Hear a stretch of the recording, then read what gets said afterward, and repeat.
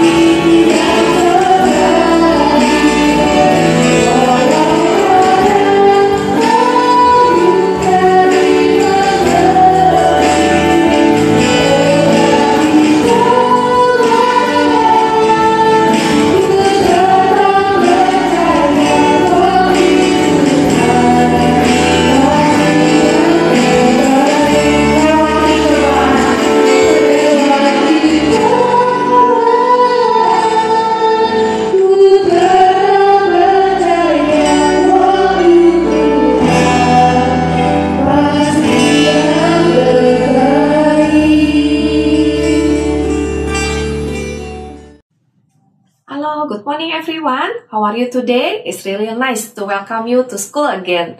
Perkenalkan, nama Miss adalah Miss Lina. Kita akan sering bertemu di sekolah ya. Jadi kalau papasan, jangan lupa untuk nyapa Miss ya guys. So, how's your holiday? Wah, sepertinya holiday terlama ya semenjak kalian sekolah.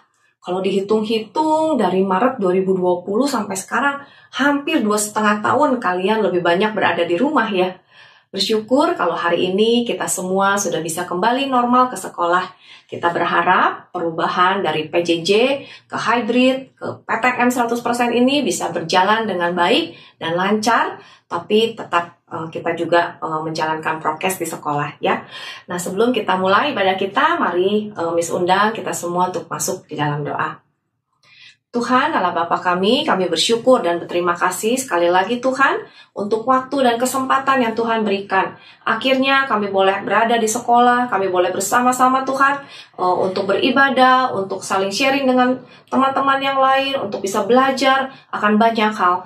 Tuhan, terima kasih untuk semuanya ini. Sekalipun kalau ibadah pada pagi hari ini kami masih dalam bentuk online, tapi kami yakin dan percaya Tuhan bahwa Engkau hadir di antara kami, Engkau akan menguatkan setiap kami melalui firman-Mu, sehingga di tahun ajaran yang baru ini kami dengan hati yang siap untuk memasukinya dan juga dengan sukacita boleh menjalankan setiap tugas dan tanggung jawab kami Tuhan bersama dengan Engkau dari hari lepas hari. Terima kasih Bapa, berkati setiap kami dimanapun kami berada, kiranya Roh Kudus boleh bekerja supaya kami boleh mengerti akan firman-Mu. Berbicaralah Tuhan sebab kami semua siap untuk mendengarkan.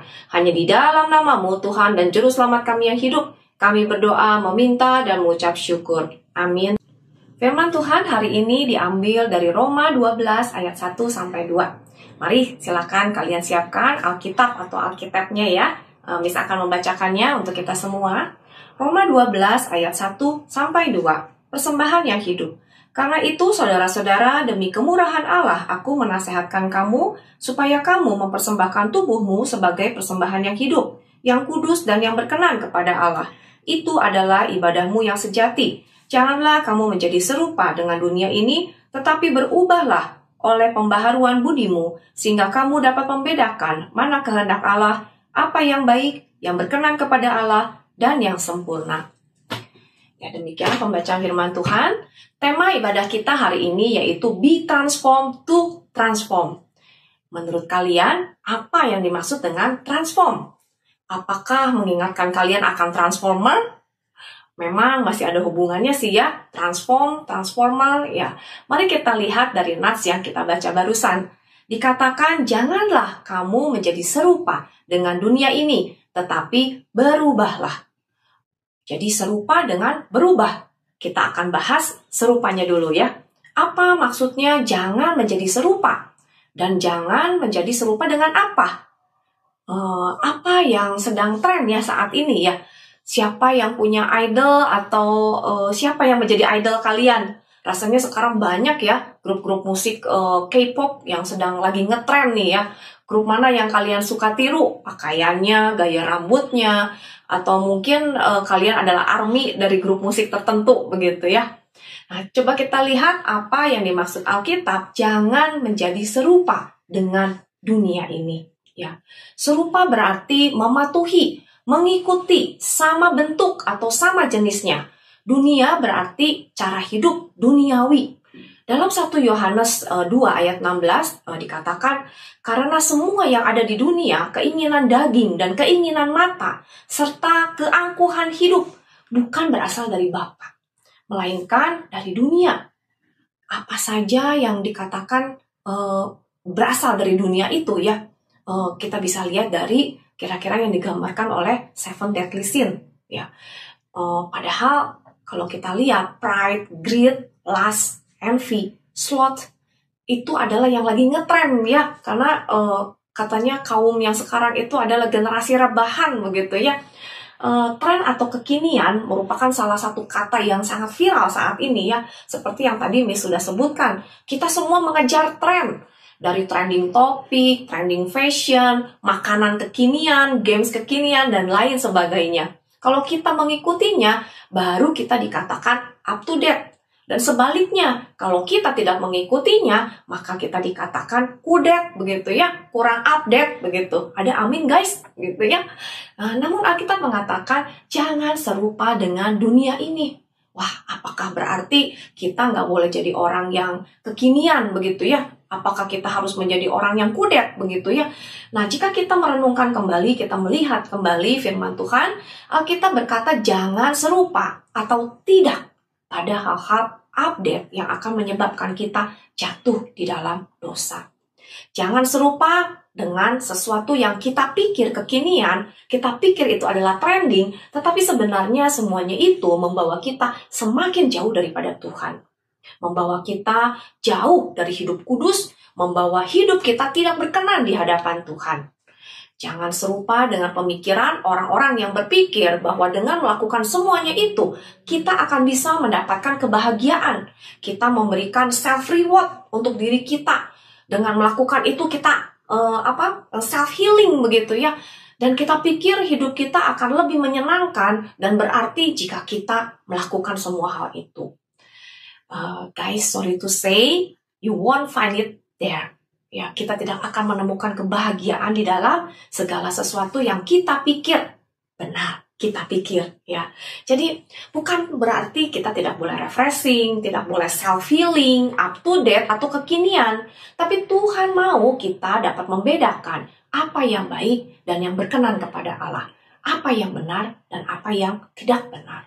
Waktu kita mencari kehendak Tuhan, kita punya hubungan yang baik dengannya, maka kita akan mulai mengejar atau mempertanyakan hal-hal baru atau kekinian atau up to date apa yang bisa saya lakukan, yang berguna, yang bermanfaat, yang tidak menjerumuskan saya ke dalam dosa.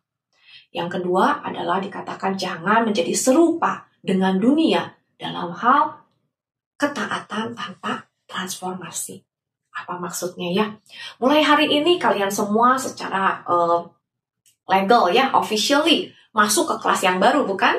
Terutama yang dari SD pastinya sangat berkesan sekali ya. Pertama kali pakai seragam dengan warna yang berbeda. Tapi kelas 8 dan 9 juga mungkin kalian pertama kali ya pakai bawahan ya, rok ataupun celana SMP ya. Karena kalian angkatan yang masuk SMP itu pada saat pandemik yang tidak merasakan datang ya. Kalau kalian Zoom kan cukup atasnya aja ya. Jadi kita semua anggap bahwa hari ini pasti adalah hari yang sangat berkesan untuk semuanya. Semua menempati kelas yang baru dan kalian bukan lagi kids ya, tapi teens. Ya, kalau kalian pernah mendengarkan firman Tuhan yang Miss bawakan, mungkin waktu di SD Miss masih panggil kalian kids ya atau anak-anak begitu ya. Tapi sekarang kalian adalah teens, makanya Miss panggil dengan guys ya. Tapi apakah secara karakter, attitude, habit, apakah kalian juga level up? Coba, siapa yang pagi ini masih dibangunin oleh orang tua kalian?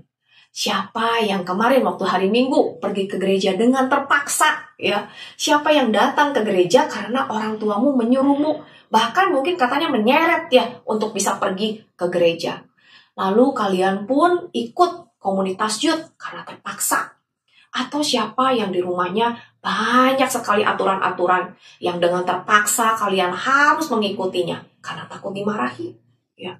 Misalnya kalian harus berdoa, harus baca Alkitab, harus menghindari tadi 7 deadly sin itu. Jangan mencuri, jangan malas, jangan serakah, dan lain sebagainya. Kalian harus sekolah, harus belajar, dan harus yang lain sebagainya. Miss yakin kalau kalian melakukan semuanya itu dengan terpaksa, hidup kalian pasti akan menjadi beban. Betul nggak? Ya, karena semuanya itu akan membebani kalian. Ya, dan jika kalian merasa seperti itu, semua perbuatan yang harus yang dikatakan kalau harus itu pasti baik akan menjadi sia-sia. Karena kalian tidak menemukan sukacita atau happy di dalam melakukannya. Bahkan kalian sendiri tidak tahu kenapa harus melakukannya. Itu sebabnya perbuatan baik dikatakan tidak menyelamatkan manusia. Kenapa? Karena perbuatan baik yang tidak datang dari transformasi hati tanpa kita tahu kenapa kita harus berbuat baik, itu adalah sia-sia. Karena juga sebelum kalian melakukan hal yang baik, hal yang benar, hati kalian atau hidup kalian harus diubahkan terlebih dahulu. Harus ada transformasi atau perubahan. Dari transformasi harus terjadi di dalam diri kalian. Itulah yang akan menjadikan kalian berubah. Harus dari dalam, inside out. Ya. Lalu apa yang dimaksud dengan transformasi? Mari kita lihat, kita belajar dari kisah hidup Paulus. Saulus berasal dari Tarsus. Ia adalah seorang Yahudi Farisi yang juga mewarisi kewarganegaraan Romawi dari ibunya. Ia dibesarkan di Yerusalem dan dididik dengan ketat oleh seorang guru agama terkenal. Setelah dewasa, ia menjadi bagian dari pemimpin agama Yahudi dan berkeyakinan yang sama dengan mereka, yaitu menentang Tuhan Yesus. Dia mencari dan menangkap pengikut Yesus di mana dia bisa. Suatu hari ia pergi ke Damaskus untuk mencari dan menangkap lebih banyak pengikut Yesus. Namun dalam perjalanan, Saulus mengalami pertemuan dengan Yesus. Yesus bertanya kepada Saulus mengapa ia berperang melawannya. Saulus tertegun dan tidak bisa berkata-kata. Yesus mengundangnya untuk bertobat, menerima anugerah keselamatan. Lalu Saulus pun bertobat dan percaya bahwa Yesus adalah anak Allah yang telah mati di atas kayu salib untuk menanggung dosa-dosa manusia, agar setiap orang yang percaya kepadanya tidak binasa, melainkan beroleh hidup yang kekal. Sejak itu hidup Saulus berubah. Sekarang ia menjadi Rasul Paulus, seorang murid yang amat dikasihi Yesus. Hidupnya, pikirannya, hatinya hanyalah untuk membantu orang lain untuk mengenal serta mencintai Yesus. Hidup untuk menyenangkan hati Yesus sampai ia bertemu kembali dengan Yesus di surga. Dengan melakukan serangkaian daftar dari keinginan duniawi atau keinginan daging, dikatakan kita menjadi serupa dengan dunia. Dengan melakukan serangkaian aturan atau kegiatan rutin kerohanian, dalam kurung secara terpaksa, hanyalah menjadikan kita serupa dengan yang diinginkan oleh gereja, mungkin oleh orang tua kita, oleh lingkungan kita, oleh sekolah kita. Tetapi dengan adanya perubahan atau transformasi yang inside out, kita akan menjadi semakin hari semakin serupa dengan Kristus. Itulah yang dikatakan, yang dimaksud oleh John Piper, ya seorang teolog yang mengatakan quote seperti itu. Lalu, serupa siapakah yang kalian pilih? Maukah kamu diubahkan? Bagaimana caranya? Di dalam 1 Korintus 5 ayat 17 dikatakan, jadi siapa yang ada di dalam Kristus, ia adalah ciptaan yang baru. Yang lama sudah berlalu, sesungguhnya yang baru sudah datang. Jadi perubahan itu datang dari Tuhan. Jika kita mau seperti Paulus, menerima undangan Tuhan untuk diperbaharui, diubah secara total, kita harus datang kepada Tuhan terlebih dahulu. Minta ampun akan dosa-dosa kita, bertobat, meninggalkan cara hidup kita yang lama, dan sungguh-sungguh percaya kepada Tuhan Yesus. Maka hidup kita pun akan diubahkan secara total, sama seperti yang terjadi kepada Paulus. Roh Kudus akan tinggal di dalam hati kita, menolong kita untuk kita tidak hidup lagi serupa dengan dunia ini, yang hanya mengejar kebahagiaan sementara, tetapi membawa kita ke dalam dosa dan juga maut yang kekal. Roh Kudus yang tinggal di dalam diri kita, yang mentransformasi kita, akan membuat kita juga menjadi pede dengan diri kita sendiri, bersyukur dengan segala sesuatu yang Tuhan sudah berikan dalam hidup kita. Keselamatan, kesehatan, keluarga, sekolah, teman, gereja, dan masih banyak lagi, termasuk keadaan fisik kita. Kita tidak akan membandingkan diri kita dengan yang lain, tidak akan membandingkan perekonomian kita dengan yang lain. Kenapa? Karena ada transformasi dalam diri kita. Semua keberdosaan kita, Tuhan akan ubahkan, sekalipun itu adalah satu proses. Sehingga tatkala kita diubahkan, tatkala kita bertransformasi, kita bisa dengan sukacita menjalani hari-hari ini. Sehingga kita juga bisa bersyukur kepada Tuhan akan segala sesuatu yang ada di dalam hidup kita. Dan kita ingin menyenangkan hati Tuhan di dalam segala sesuatu yang kita kerjakan. Kita ingin berdoa, kita rindu. Waktu kita berdoa, kita ngobrol dengan Tuhan. Kita curhat dengan Tuhan.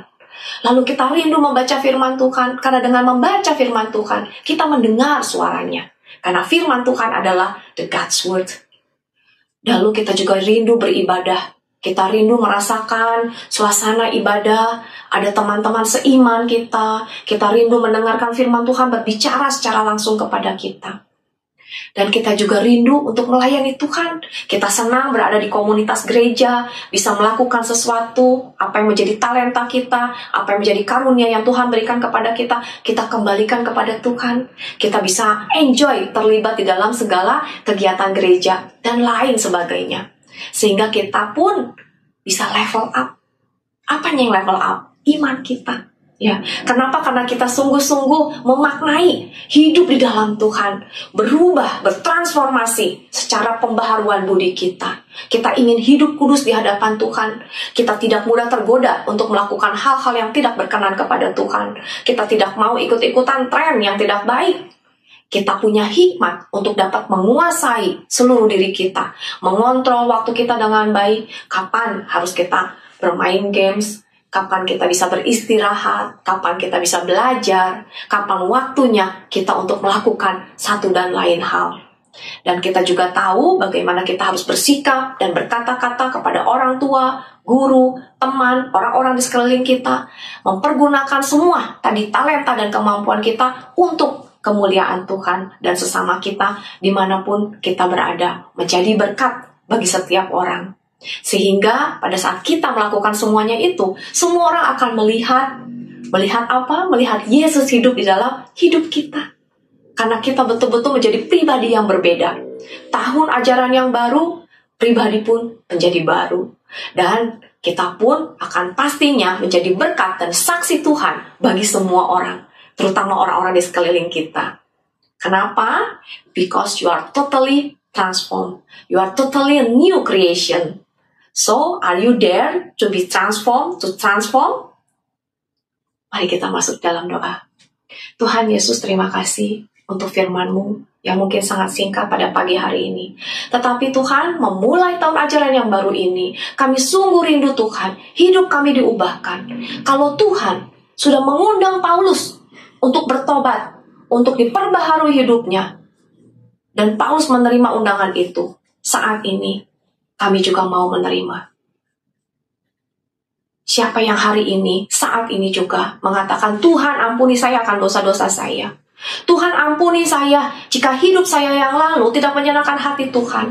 Jika hidup saya yang lalu selalu membuat orang lain di sekitar saya menjadi marah, orang tua, guru-guru, bahkan orang-orang yang lain tidak suka, teman-teman pun tidak suka dengan apa yang saya lakukan. Tapi hari ini Tuhan, apapun yang saya lakukan di masa lalu, baik orang lain melihat ataupun perbuatan-perbuatan yang tidak orang lain lihat, hari ini saya memohon ampun di hadapan Tuhan. Siapa yang mau mengatakan seperti itu? Katakan di dalam hatimu. Tuhan, saya mau percaya kepada Engkau. Tuhan, tolong lawat hati saya. Saya mau menyerahkan hidup saya kepada Engkau. Saya sungguh-sungguh ingin diubahkan Tuhan. Saya sungguh-sungguh ingin hidup saya sukacita, menjalani setiap hari bersama dengan Tuhan. Bersyukur akan apa yang Tuhan sudah berikan dalam hidup saya. Tuhan, tolong lawat saya. Ampuni saya, Tuhan. Saya mau percaya kepada Engkau. Saya mau percaya bahwa Engkaulah satu-satunya Tuhan dan Juru Selamat dalam hidup saya. Saya mau menikmati Tuhan di dalam hidup saya. Bukan hanya saat ini. Kalau di depan ada tantangan, ada rintangan, Tuhan, saya tahu Tuhan tidak pernah meninggalkan saya. Karena saya tahu Tuhan begitu mengasihi saya. Tatkala tidak ada orang lain yang mendengarkan saya tahu Tuhan selalu hadir, ada bersama dengan saya. Apapun kemelut, persoalan, pergumulan yang saya hadapi, Tuhan akan selalu menguatkan saya. Tuhan, inilah saya di hadapan-Mu. Lawatlah saya, Tuhan. Tinggallah di dalam hati dan pikiran saya. Ubahkan saya, Bapa. Supaya hidup saya boleh sungguh semakin hari, semakin serupa dengan Engkau. Hidup menyenangkan hati-Mu dari sekarang sampai selama-lamanya. Tuhan, berkati setiap anak-anak-Mu, Tuhan, yang mengatakan, Tuhan ampuni. Yang mengatakan, Tuhan saya percaya kepada Engkau. Kiranya Tuhan tangkap, Tuhan pegang, Tuhan sertai sepanjang hidupnya. Dan kiranya kasih, sukacita, dan damai sejahtera pada Tuhan boleh terus ada, menyertai setiap anak-anak-Mu, Tuhan. Apapun yang dihadapi tantangan-rintangan di depan, Tuhan akan selalu ada, menjaga, melindungi, bahkan berjalan terlebih dahulu di depan, sehingga anak-anakmu tidak akan pernah ditinggalkan. Sehingga apapun yang menjadi trending di dunia ini yang tidak berkenan di hadapanmu, Tuhan yang akan jaga, Tuhan yang akan lindungi. Supaya anak-anakmu Tuhan boleh menjadi anak-anak yang takut akan Tuhan. Anak-anak yang hidup di dalam Tuhan. Yang senantiasa selalu memberikan hidupnya untuk Tuhan. Senantiasa sukacita menjalani hari-harinya bersama dengan Tuhan. Berkati Bapa di tahun ajaran yang baru ini Tuhan. Supaya dengan hati dan pikiran yang baru, Tuhan yang akan memimpin seluruh langkah Tuhan ke depan. Di dalam pembelajaran, dalam cita-cita masa depannya. Segala yang terbaik, yang terindah yang Tuhan akan limpah-limpahkan bagi setiap anak-anakmu. Terima kasih Bapa sekali lagi. Hanya di dalam nama-Mu, Tuhan dan Juru Selamat kami yang hidup, kami berdoa meminta ucap syukur. Amin. Ya, sebagai penutup dan juga sebagai komitmen kita di tahun ajaran yang baru ini, mari kita sama-sama nyanyikan satu lagu ini, Totally Transform.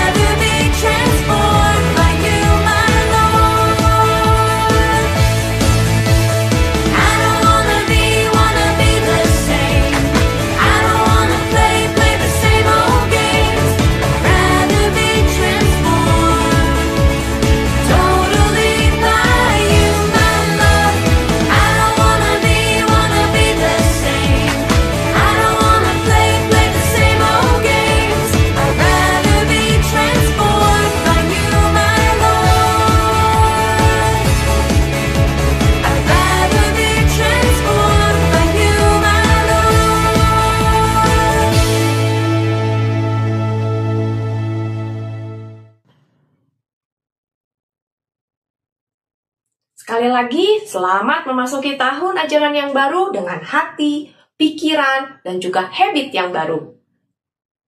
God bless you.